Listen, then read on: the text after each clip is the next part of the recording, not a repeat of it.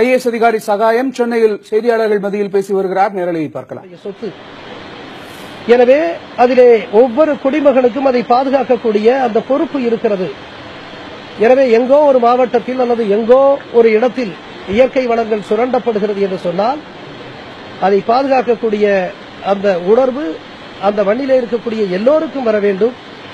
எனவே என்னை பொறுத்த வரைக்கும் இயற்கை வளங்களை எல்லாம் பாதுகாப்பது ஏதோ ஒரு அரசு அலுவலர்களுடைய கடமை அல்லது அரசியல் தலைவர்களுடைய கடமை என்றெல்லாம் எண்ணாமல் அது நம்முடைய சொத்து, சமூகத்தினுடைய சொத்து என்கிற அளவில் ஒவ்வொரு குடிமகனுக்கும் அந்த இயற்கை வளம் சுரண்டப்படுகிற பொழுது, சூறையாடப்படுகிற பொழுது கோபம் வர வேண்டும். இந்த கோபம்தான் இயற்கை வளங்களை பாதுகாக்கக்கூடிய அந்த ஒரு நெடிய போராட்டத்தினுடைய தொடக்கம் என்று கருதுகிறேன்.